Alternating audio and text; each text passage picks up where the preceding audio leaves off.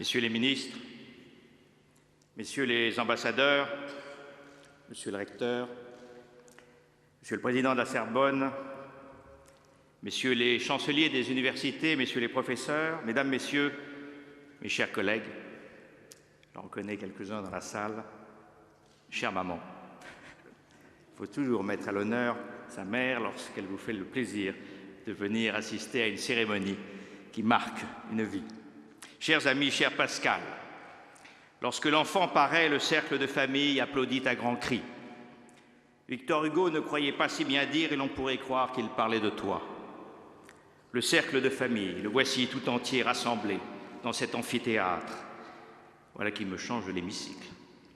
Pour te témoigner notre amitié, notre estime et aussi notre reconnaissance.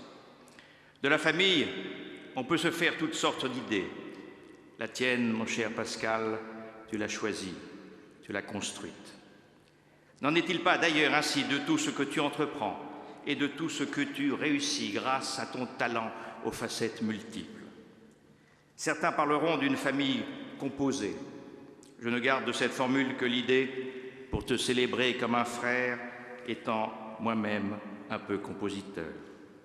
Toute ta vie, jusqu'à ce soir, tu l'as bâtie, construite, érigée, ne te laissant guider dans cette belle entreprise que par deux règles auxquelles tu ne déroges jamais, le travail et l'amitié.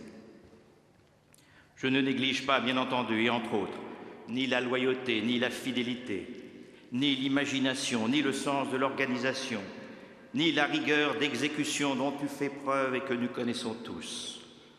Mais toutes ces qualités supplémentaires qui sont les facteurs de l'efficacité exemplaire avec laquelle tu travailles en découlent. Travail et amitié, je pourrais même dire force de travail et puissance de l'amitié. Par ce jeu de mots, d'aucuns imagineront amitié des puissants. Ils n'auraient pas forcément tort.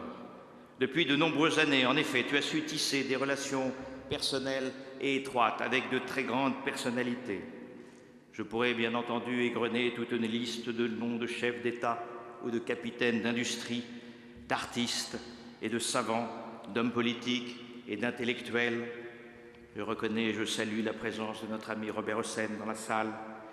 Je reconnais aussi des visages amis ce soir dans cet amphithéâtre, le docteur Al-Kouli, que nous avons récemment honoré de la Légion d'honneur, comme il l'a mérité, de tes mains, mon cher Philippe Douste-Blazy, lorsque tu étais ministre des Affaires étrangères. Je salue également M. Aaron Frankel, je salue également bien d'autres amis, pardon de ne pas les citer tous, mais votre présence ce soir en dit long. Ta grande proximité avec le président Hosni Moubarak n'est pas un secret. Je t'ai promis de garder la confidence sur les autres noms que je connais. Je pense néanmoins à la famille d'Arabie Saoudite et plus particulièrement au prince sultan bin Faisal Al Saoud, neveu du roi Fahd. Tu n'as que 19 ans lorsque tes yeux s'ouvrent grands. Devant toi, le désert mystérieux et immense, offert et scintillant.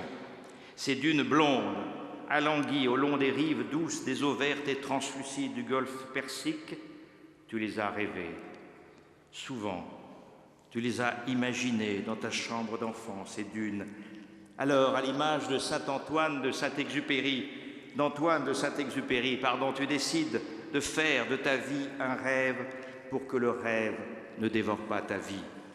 Alors tu es parti pour ces pays et ces paysages, quittant la France pour tenter ta chance.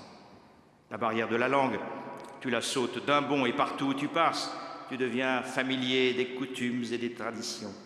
Tu te fais des amis et surtout, tu te fais accepter partout.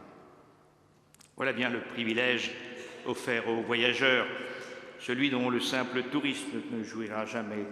Le pays tout entier s'ouvre à toi. Ton amour pour ce royaume d'Arabie Saoudite est vite connu de la famille régnante. Tout aussi vite, ils commencent à te consulter. En 1983, à leur demande, tu ouvres à Riyad un bureau pour gérer les affaires privées des hautes personnalités du royaume.